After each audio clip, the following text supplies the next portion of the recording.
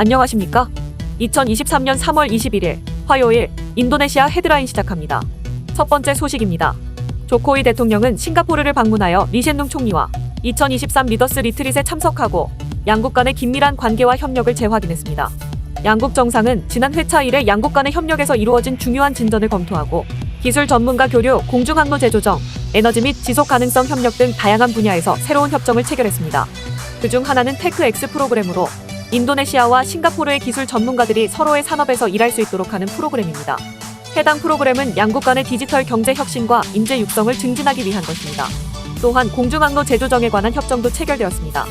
양국은 국제민간항공기구의 공중항로 재조정을 승인해달라고 요청할 예정이며 이는 2019년에 첫 번째 합의를 한 후 추가적인 합의를 한 것으로 양국 간의 항공 안전과 효율성을 높이기 위한 것입니다.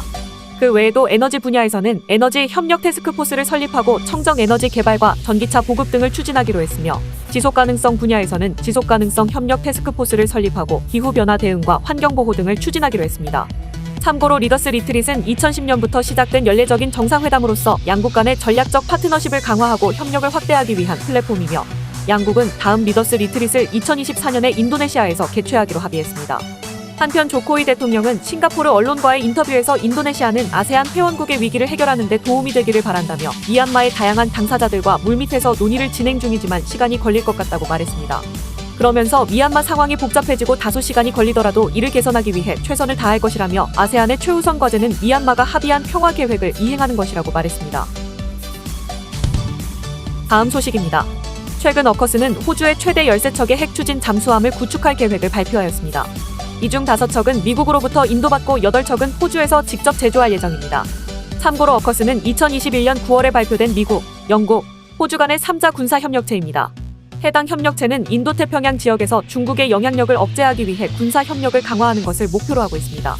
만약 호주가 계획된 핵잠수함을 모두 보유하게 되면 세계에서 7번째로 핵잠수함을 많이 보유한 국가가 됩니다.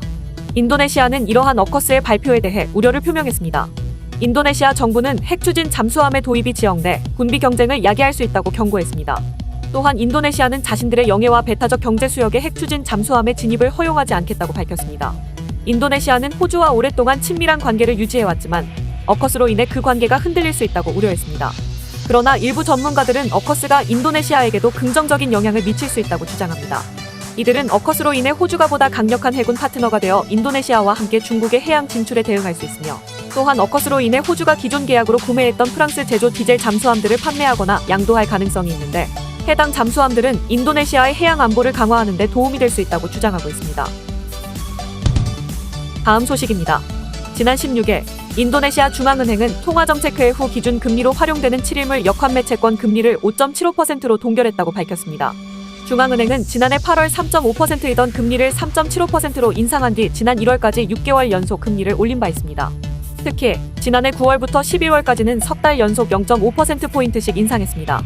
하지만 지난해 12월부터 금리 인상폭을 0.25%포인트로 낮춘 뒤 지난달 7개월 만에 금리 인상을 멈췄으며 이번에도 동결했습니다.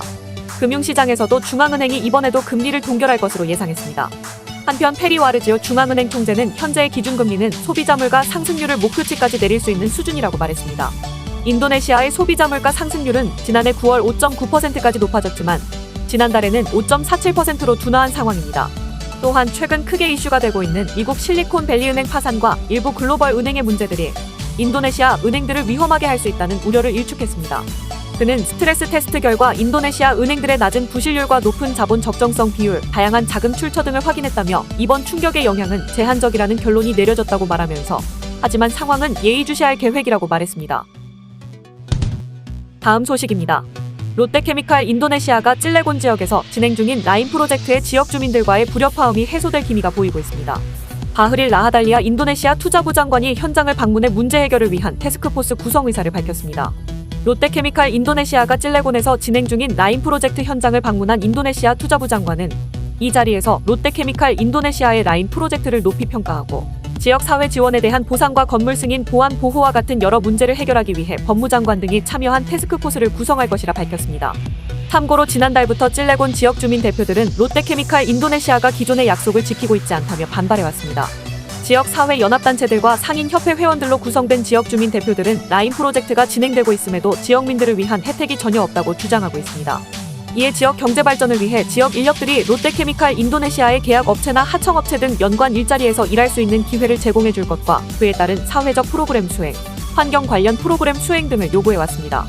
투자부 장관은 롯데케미칼 인도네시아의 투자는 인도네시아 경제 발전을 장려하기 위해 수입 석유 화학 제품에 대한 의존도를 줄이라는 조코위 대통령의 명령과 일치한다면서 롯데케미칼 인도네시아 공장이 완공되면 석유 화학 제품 생산을 통해 인도네시아의 석유 화학 제품 수입을 대체할 수 있는 중요한 역할을 할 수 있을 것으로 보고 있다고 언급했습니다. 이어 롯데케미칼 인도네시아의 투자는 60조 루피아의 가치가 있으며 2023년 말까지 15,000개의 일자리가 창출되고 95%는 인도네시아 현지 인력으로 채워질 것이라 덧붙였습니다. 즉, 롯데케미칼 인도네시아의 라인 프로젝트가 지역 주민들에게도 혜택이 많다는 것을 우회적으로 표현한 것으로 풀이됩니다. 인도네시아 정부가 나서 지역 주민들의 문제 해결 의지를 밝힘에 따라 롯데케미칼 인도네시아의 라인 프로젝트 진행이 한층 빨라질 것으로 전망됩니다. 다음 소식입니다. 지난 16일 중부자바 한인회와 제인도네시아 한인회는 일본군 위안부가 지냈던 위안부 처소 위치인 중부 자바주 스마랑 암바라와 지역의 태평양 전쟁 희생자 추모비 및 추모 공원 착공식을 진행했다고 밝혔습니다. 일본군은 1942년 3월 인도네시아 자바섬을 점령했으며 암바라와성을 점거, 포로 수용소와 군부대를 만들고 성문 밖에는 축사 같은 위안부 처소를 만들어 조선인 위안부 등을 성노예로 부렸습니다. 이곳에서는 일본군에 항의하다 끌려온 조선인 군속 10명이 혈서를 쓰고 항일결사 고려독립청년당을 조직한 뒤 무기고를 탈취해 일본군에 저항하다 끝내 자결하는 일도 있었습니다. 이처럼 역사적으로 의미 있는 곳이지만 일본군이 떠난 뒤 인도네시아나 한국 정부의 무관심 속에 위안부 처소는 화장실로 개조되었고 독립열사들의 유적지 또한 알아보기 힘든 상태로 사실상 방치돼 왔습니다. 하지만 중부자바 한인회, 이태복 사산 자바문화연구원장 등이 인도네시아군을 설득한 끝에 이날 추모비와 추모공원 착공식을 할 수 있게 되었습니다.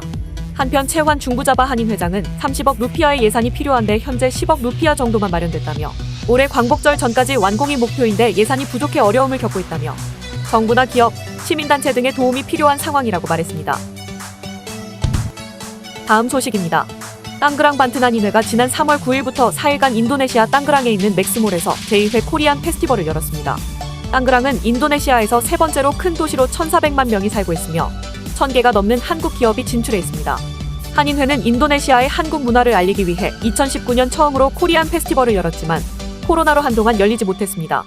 4년 만에 다시 연 올해 행사에서는 비빔밥 퍼포먼스가 진행됐고 진주 교방춤, 선반 사물놀이, 태권도 시범, K-팝 댄스가 펼쳐졌습니다. 또한 삼양 불당면 빨리 먹기 대회, 어린이 그림 대회, 어린이 K-팝 댄스 공연과 같은 이채로운 이벤트도 진행됐습니다. 개막식에는 이상덕주 인도네시아 한국대사, 송창근 땅그랑 반트난인회 명예회장, 이세호 땅그랑 반트난인회 초대회장 외에 여러 현지 인사들이 참석했습니다. 이날 이상덕 대사는 올해는 한국과 인도네시아가 수교를 맺은 지 50주년이 되는 해라면서 땅그랑 반트난인회가 주최하는 코리안 페스티벌이 한국과 인도네시아의 화합의 밑거름이 될 것이라고 말했습니다. 다음 소식입니다. 인도네시아 보건부는 정부공인 보건서비스 정보 애플리케이션 사두세앗의 갱신 링크를 알리는 피싱에 주의하도록 당부하고 있습니다.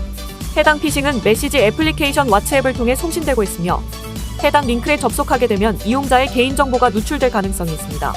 보건부가 13일자로 발표한 성명에 따르면 이번 피싱은 복수의 다른 전화번호를 통해 사용되고 있습니다.